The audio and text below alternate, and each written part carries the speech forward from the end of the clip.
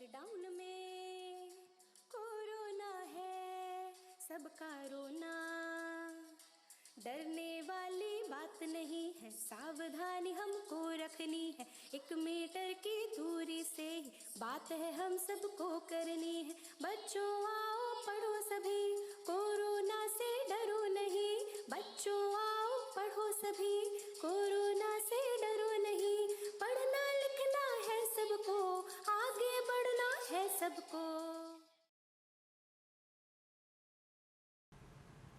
नमस्कार, मेरा नाम के त्रिपाठी है।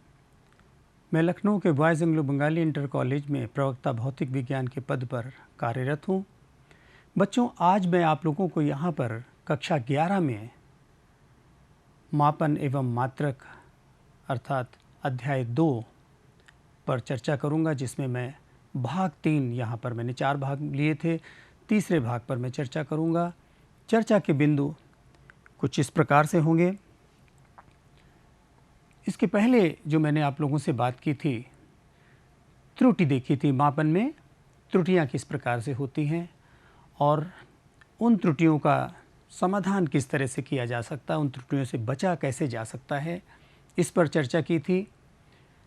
और आज मैं आप लोगों से यहाँ पर सार्थक अंकों पर बात करूँगा। अर्थात चर्चा के बिंदु में हमारे पास सार्थक अंकों की विशेषताएं, सार्थक अंकों की पहचान के नियम हैं, कितने सार्थक अंक होंगे, इस प्रकार से जब नियम के हिसाब से हम काउंट करेंगे। परिमाण की कोटि पर बात करूंगा, अनिश्चित अंकों का पूर्णांकन और सार्थक अंकों से संबंधित अंकीय संक्रियाओं के नियम पर बात करूंगा, संबंधित प्रश्न एवं गृह कार्य। तो बच्चों, आगे हम यहाँ पर अभी सार्थक अंकों पर चर्चा करेंगे, जिसमें सर्वप्रथम हम आपको बताना चाहेंगे कि किसी राशि की माप में यथार्थतापूर्वक ज्ञात अंकों को तथा पहले संदिग्ध अंक को सार्थक अंक कहते हैं। अब ये संदिग्ध अंक क्या है, जरा इस पर चर्चा कर लीजिए। मान लीजिए वर्नियर कैलिपर्स की सहायता से हमने किसी भौतिक राशि की माप, छड़ की लंबाई 2.53 सेंटीमीटर ज्ञात की। अब ये राशि निश्चित रूप से 2.52 सेंटीमीटर तथा 2.54 सेंटीमीटर के बीच में हो सकती है कुछ भी, परंतु यहाँ पर हम इसे 2.52 के बाद और 2.54 के पहले अर्थात 2.53 यहाँ पर ले रहे हैं। तो संदिग्ध अंक इसमें कौन हो गया? ये 3 हो गया, क्योंकि लिया तो हमने पूरा 3 है और इन दोनों के बीच में कुछ हो सकती थी वैल्यू, या इन दोनों के बीच में, लेकिन हमारा जो मापक यंत्र है उसकी एक सीमा है, तो उस सीमा के अकॉर्डिंग जो हमारा अल्पतमांक होगा, वहाँ पर से ही ये राशि जो अंतिम अंक है हमारा, इसमें यही संदिग्ध अंक कहलाएगा। आगे बच्चों हम बात करना चाह रहे हैं सार्थक अंकों की कुछ विशेषताएं हैं, जरा इन पर भी ध्यान दीजिए। मापी गई राशि में सार्थक अंकों की संख्या मापक यंत्र के अल्पतमांक पर निर्भर करती है। आप देखिए, कोई राशि हम मापते हैं 2.5 सेंटीमीटर मीटर स्केल से। वर्नियर कैलिपर से अगर हम यही राशि ले रहे हैं, मान लेते हैं 2 अंकों तक निकल आया, ये देखिए सेंटीमीटर, ये वर्नियर कैलिपर से था, और 2.530 सेंटीमीटर ये स्क्रू गेज से निकला है। हमने देखिए मीटर स्केल से सेंटीमीटर का 10वां हिस्सा हम ज्ञात कर सकते हैं, अर्थात मिलीमीटर तक ही हमारी सीमा है। अल्पतमांक उसका 1 मिलीमीटर है। वर्नियर कैलिपर से सेंटीमीटर के सभी हिस्से को हम मेज़र कर सकते हैं, अर्थात हमारा यहाँ पर अल्पतमांक 0.01 सेंटीमीटर है, और इसी तरह से स्क्रू गेज में अल्पतमांक 0.001 सेंटीमीटर है। तो आप देख सकते हैं कि यहाँ पर सार्थक अंकों की संख्या 2 है, यहाँ पर 3 है और यहाँ पर 4 है सार्थक अंकों की संख्या। आगे हम इस पर चर्चा करेंगे कि ये ज़ीरो भी काउंट होता है। तो आप देखिए कि सार्थक अंकों की संख्या अल्पतमांक पर निर्भर कर रही है। अल्पतमांक जितना कम है सार्थक अंक उतने ही ज़्यादा होते चले जा रहे हैं। दूसरी बात आपको बताना चाहूँगा, दशमलव बिंदु के स्थित का सार्थक अंकों पर कोई प्रभाव नहीं पड़ता। बच्चों, एक राशि है हमारे पास, मान लीजिए इस तरह से है, देखिए यहाँ पर 2.50 सेंटीमीटर, और इसी को हम जब मिलीमीटर में लिखते हैं तो 25.0, ये 10 से मल्टीप्लाई कर दिया तो इतना आ गया मिलीमीटर। और यदि इसे मीटर में हम लिखते तो क्या लिखते, 0.0250 मीटर। आप देखिए ये सेंटीमीटर में है, ये मिलीमीटर में है और ये मीटर में है, लेकिन तीनों में ही सार्थक अंकों की संख्या 3 है। अर्थात दशमलव से सार्थक अंकों पर फर्क नहीं पड़ा। दशमलव कहीं भी हो, सार्थक अंक पूरे गिने जाएंगे। अभी हम आपको वो नियम बताएंगे किस तरह से होगा। एक और बात आपको यहाँ पर बताना चाहूँगा, माप में सार्थक अंकों की संख्या जितनी अधिक होगी वह माप उतनी ही अधिक यथार्थ होगी। सार्थक अंकों की संख्या जितनी ज़्यादा, माप उतनी ही ज़्यादा यथार्थ। अर्थात देखिए हो क्या रहा है यहाँ पर, इसी एग्जाम्पल में हम बात करते हैं। यहाँ पर देखिए 2.5 सेंटीमीटर, तो सार्थक अंक कितने, 2 हैं। ये राशि जो हमारे पास भौतिक राशि की माप लिखी हुई है, ये सेंटीमीटर के 10वें हिस्से को बता रही है, ज़रा ध्यान दीजिएगा। और इस राशि पर हमने बात किया था कि ये राशि सेंटीमीटर के 100वें हिस्से को बता रही है और ये राशि सेंटीमीटर के 1000वें हिस्से को बता रही थी। तो राशि यहाँ पर जो भी मापी गई है मीटर स्केल से, वर्नियर कैलिपर से या स्क्रू गेज से, सार्थक अंक जितने ज़्यादा हो रहे हैं उतना ही उसकी माप यथार्थ हो रही। भाई सेंटीमीटर के 1000वें हिस्से तक को मेज़र कर रहा है यहाँ पर, तो यथार्थता यहाँ पर हमारी ज़्यादा है। वर्नियर कैलिपर्स में उससे कम यथार्थता है और मीटर स्केल में ये 2.5 सेंटीमीटर जो है ये सेंटीमीटर के 10वें हिस्से तक को ही मेज़र कर रहा था। तो जितने सार्थक अंक ज़्यादा उतनी यथार्थता उसकी ज़्यादा। एक और इसमें विशेषता है, माप में सार्थक अंक जितने अधिक होंगे प्रतिशत त्रुटि उतना ही देखिए कम होगी। यहाँ पर हम एक आपको एग्जाम्पल ही दे रहे हैं। तो ये लीजिए, इस जगह पर अगर आप याद कीजिए, पिछले भाग में मैंने आपको प्रतिशत त्रुटि निकालना बताया था। कितना होगा इस नाप में प्रतिशत त्रुटि कितनी होगी, 0.1 अपॉन 2.5 इंटू 100, ये प्रतिशत त्रुटि होगी यहाँ पर। अर्थात कितनी निकल आई ये प्रतिशत त्रुटि, 4%। अभी यहाँ पर भी हम देख लेते हैं, तो ये 2 अंकों तक है, देख लीजिए। तो 0.01 upon delta A upon A into 100 था, याद कीजिए, 2.53 इंटू 100, लगभग ये कितना आ जाएगा, 0.4%। परंतु यदि इस नाप को आप देखेंगे यहाँ पर, तो यहाँ पर भी इसी तरह से जब आप निकालेंगे बिल्कुल, तो ये आ जाएगा 0.04%। आप देखिए जितना ज़्यादा सार्थक अंक हो रहे हैं उतना ही प्रतिशत त्रुटि कम होती जा रही है। 4% थी यहाँ पर मीटर स्केल के केस में, वर्नियर कैलिपर्स के स्केल में 0.4 लगभग पे है ये बच्चों, और ये भी यहाँ पर 0.04 लगभग। तो जितना ज़्यादा सार्थक अंक होंगे उतना ही प्रतिशत त्रुटि में कमी होगी, ठीक है। या जितना अल्पतमांक कम होगा उतना सार्थक अंक अधिक होंगे, उतना प्रतिशत त्रुटि में कमी होगी। तो बच्चों, अभी आप लोगों ने सार्थक अंकों की विशेषताएं देखी। अब हम आपको बताते हैं सार्थक अंकों की पहचान किस प्रकार से करेंगे, उसके कुछ नियम हैं।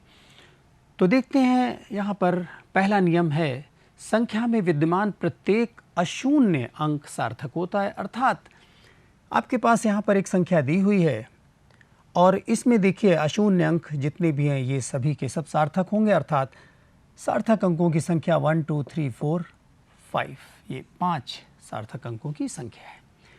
नियम दूसरा देखिए क्या है, दशमलव तथा दशमलवहीन दोनों प्रकार की संख्याओं में अशून्य अंकों के बीच आने वाले अंक भी सार्थक लिए जाते हैं। ध्यान दीजिए, अशून्य अंक आपको ये यहाँ पर 3 है, 8 है और बीच में जो भी ज़ीरोज़ आ रहे हैं, अर्थात ये सारे ज़ीरोज़ हमारे काउंटेबल होंगे। तो कुल मिलाकर के सार्थक अंकों की संख्या कितनी है? 7 है।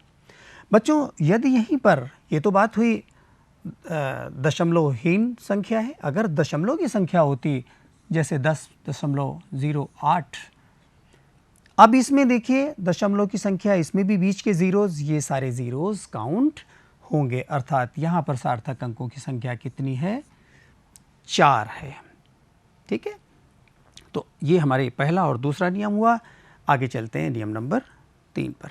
एक और नियम हमारे पास है बच्चों, ध्यान दीजिए, दशमलव संख्या में दशमलव बिंदु के बाद अंत में अंक के दाईं ओर आने वाले सभी शून्य सार्थक अंक होते हैं। अर्थात ये देख रहे हैं दशमलव संख्या है, ये भी है, ये भी है, इसमें अशून्य के बाद अंत में आने वाले ये ज़ीरोज़ काउंट होंगे। अर्थात कुल मिलाकर के 1 2 3 4 5 6 सार्थक अंक है।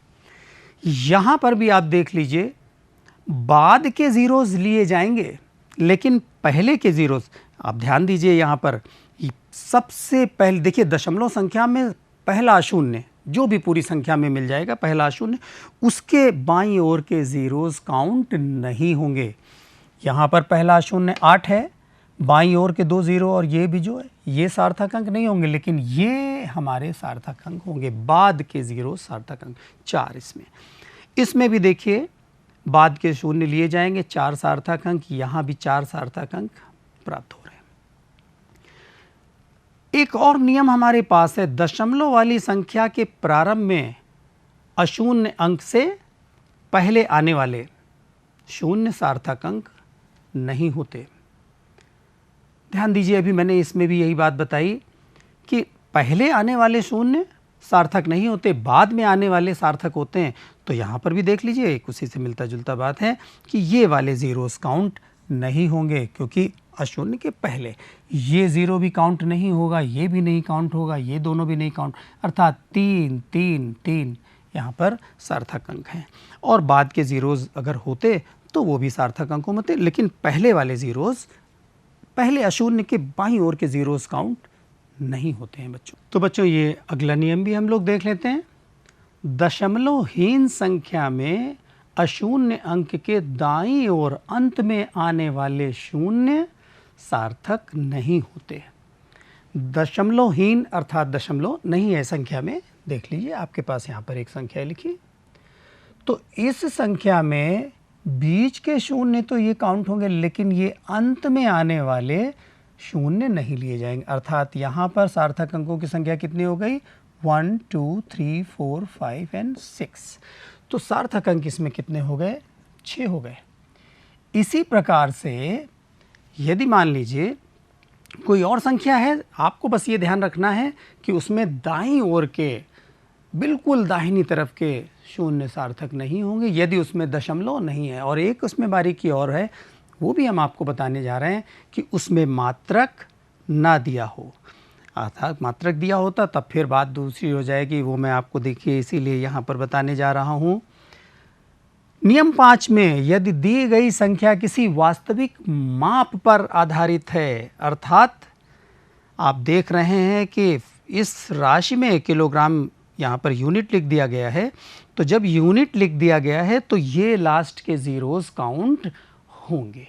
तो यहाँ पर आप देख सकते हैं 1 2 3 4 5 6 7 8। तो यहाँ पर सार्थक अंकों की संख्या कितनी ली जाएगी?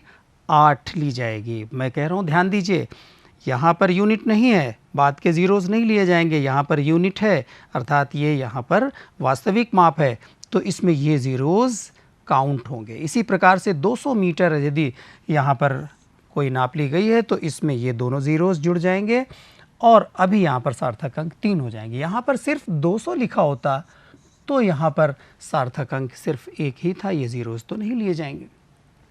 तो बच्चों अभी देखिए ये जो भ्रांति हमारे पास है, मिस्टेक होने के चांसेस थे लास्ट में ज़ीरोज़ पे जो बात हो रही है, तो हम यहाँ पर परिमाण की कोटि को भी बताना चाहते हैं जिसमें कि कोई डाउट नहीं रह जाएगा आपको शायद।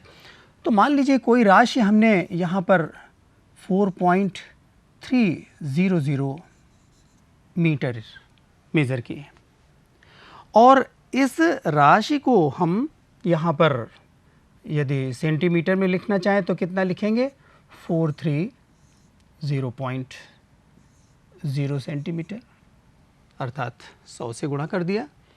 या फिर हम इसे किलोमीटर में लिखना चाहते तो देखिए यहाँ पर 0.0043 0020 भी तो लगे हैं किलोमीटर।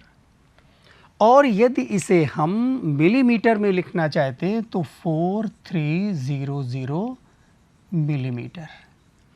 अब यहाँ पर तो ठीक है, आपको 4 सार्थक अंक दिखलाई दे रहे हैं, यहाँ पर भी दिखलाई दे रहे हैं, यहाँ पर भी दिखलाई दे रहे हैं, जो पीछे बात हो चुकी नियम के हिसाब से। लेकिन यहाँ पर भी आपको नियम के हिसाब से तो याद है ये यूनिट लगा हुआ है तो ये ज़ीरोज़ लिए जाएंगे। लेकिन ये शंका जो है हम देखिए यहाँ पर कैसे दूर कर सकते हैं।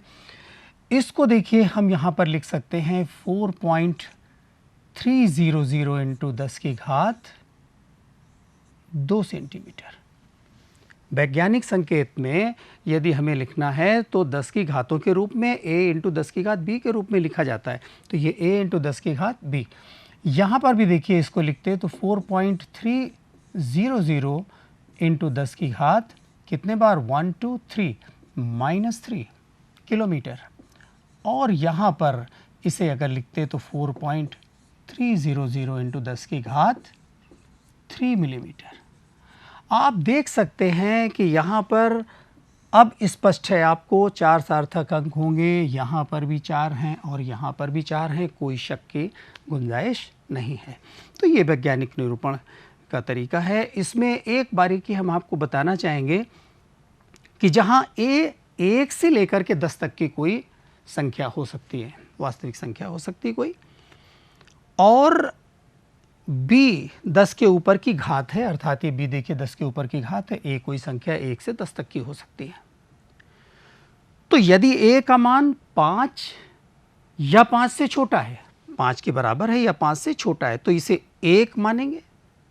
और यदि 5 से बड़ा है 10 तक तो इसे हम पूरा 10 ले सकते हैं। मैं एग्जाम्पल दे रहा हूँ, आपको समझ में आ जाएगा। याद कीजिए हमने आपको बताया था 1 लाइट ईयर कितना होता था? 9.46 इंटू 10 की घात 15 मीटर। ध्यान दीजिए a plus 10 raise to the power b का फॉर्म है। यहाँ पर a का मान कितना है? 5 से बड़ा है। तो जब 5 से बड़ा है तो इसे हम पूरा 10 ले सकते हैं, जैसा कि बात है ना, होने पर 10 मान सकते हैं। तो ये जब 10 मान लेंगे तो अप्रॉक्सीमेटली इसको हम कितना कह देंगे? 10 की घात 15 तो पहले से, एक और मिल गया 16। तो ये इसकी कोटि हो गई 16 और ये इस कोटि का है 10 की घात 16 मीटर की कोटि का है। अप्रॉक्सीमेशन से हम लगभग ये उस पर आ गए। तो इस रूप में प्रकट करने से हमें राशि के बारे में पता चल जाता है। आगे बच्चों थोड़ा सा बात करना चाहेंगे हम अनिश्चित अंकों का पूर्णांकन देखिए करते हैं। मान लीजिए कि कोई हमें 3 अंकों तक संख्या को लिखना है और चौथा एक अंक उसमें और लगा है, मैं उसको हटाना चाहता हूँ, जिसको राउंडिंग ऑफ कहते हैं। तो उसका नियम क्या है पूरी तरीके से समझिए। तो यहाँ पर यदि उपेक्षणीय अंक 5 से अधिक है, अर्थात कोई संख्या ऐसी लिखिए जिसमें कि जिस अंक को हटाना है वो 5 से अधिक है, तो 5 से अधिक को हटाते क्या है? बाईं तरफ एक बढ़ा देते हैं। मान लीजिए यहाँ पर एक एग्जाम्पल हम आपको दिए दे रहे हैं। लीजिए 2.546 ये सपोज़ कीजिए कि मीटर में कोई राशि लिखी है और हमें इसे 3 सार्थक अंकों तक लिखना है, अर्थात ये जो 6 है इसको 5 से अधिक है ना, हटा करके हम इसे कितना लिख सकते हैं 2.5 और 4 को एक बढ़ा देंगे इतना मीटर, 3 अंकों तक हम ले आए। परंतु यदि ये 5 से छोटा होता छोड़ने वाला अंक तो हम बाईं ओर को बढ़ाते नहीं। तो एग्जाम्पल इसका भी है, अर्थात ये अगर होता 2.436 होता सपोज कीजिए, अब 362 होता सपोज कीजिए कोई संख्या है हमारी, और इसमें हम ये 2 देख रहे हैं ना, 5 से छोटा है तो इसको हटा देते तो ये राशि कितना बन जाती, जो भी इसका यूनिट हो यहाँ पर, तो 2.436। अब बाईं तरफ को एक बढ़ा नहीं रहे हैं, देख लीजिए यहाँ पर बाईं तरफ एक बढ़ाया था क्योंकि 6 को हटाया था, 5 से बढ़ा था, यहाँ पर 2 को हटाया है, 5 से छोटा है, तो बाईं ओर को हम एक नहीं बढ़ा रहे हैं। परंतु ध्यान दीजिए जरा सा, यदि ये हटाने वाली संख्या 5 है, हटाने वाली संख्या 5 है, अर्थात ये है, हम 3 सार्थक अंकों तक पूर्णांकन करना चाहते हैं, और अब ध्यान देंगे मैंने 5 से बड़ा लिया, एक बार 5 से छोटा लिया, लेकिन अगर 5 है और बाईं ओर यहाँ पर सम संख्या है, 6 क्या है, सम संख्या है, तब फिर 5 को हटाएंगे, 3 अंकों तक लाना था तो 6 को अपरिवर्तित रखेंगे, अर्थात ये इतना ही रहेगा, जो भी इसकी यूनिट है वो तो लगेगी।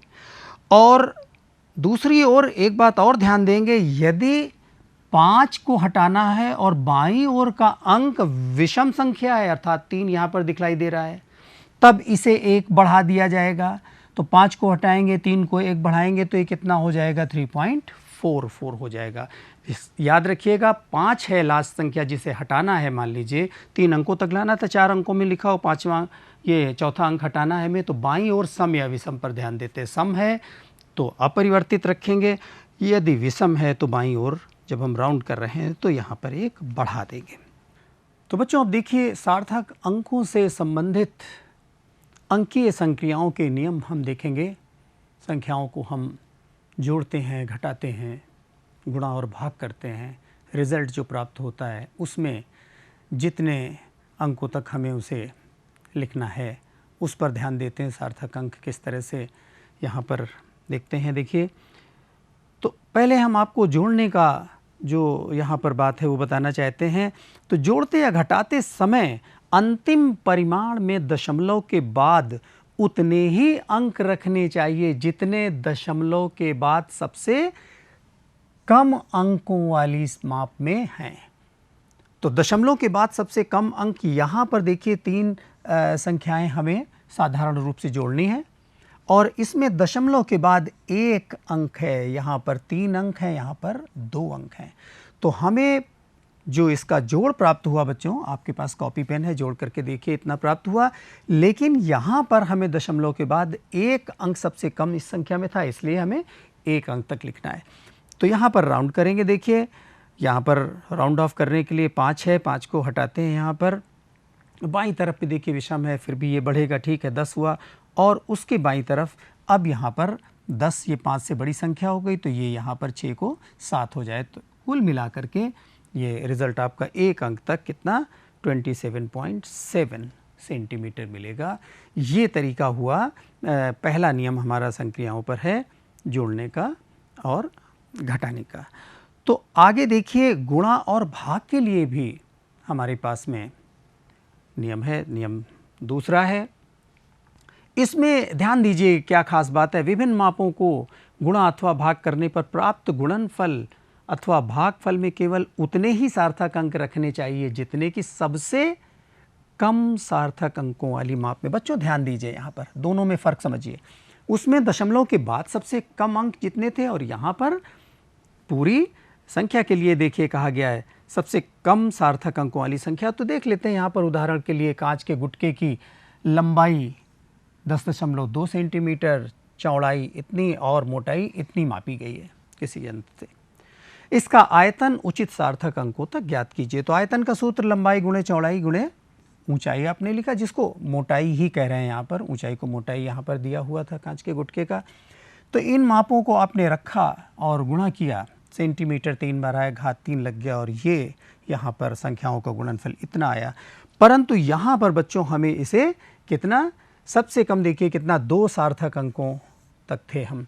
तो यहाँ पर हमें रिजल्ट में भी 2 सार्थक अंक रखने, अर्थात राउंड ऑफ करेंगे तो ये तो 8 को हटाकर यहाँ पर 1 बढ़ा सकते थे, लेकिन यहाँ पर देखिए 3 है और ये 1 है, अर्थात इससे ये राउंड ऑफ में बढ़ेगा नहीं। कुल मिलाकर के 97 2 अंकों की सार्थक अंक हमें प्राप्त हो जाएंगे। इस प्रकार से रिजल्ट 97 सेंटीमीटर क्यूब प्राप्त होगा। बच्चों, इसी पर आधारित कुछ प्रश्न हैं, बहुत सिंपल से हैं, इनको जानना बहुत ज़रूरी है। साइंस में जब आप फिज़िक्स में काम करते हैं और सार्थक अंकों का ध्यान नहीं रखते हैं तो कहीं पर अज्ञानता रह जाएगी, इसलिए पूरी तरह से इनको जानना है और अपने में आत्मसार करना है। देखिएगा यहाँ पर जो मैंने आपको नियम बताए थे उनको ध्यान में रखिए और पहचानिए।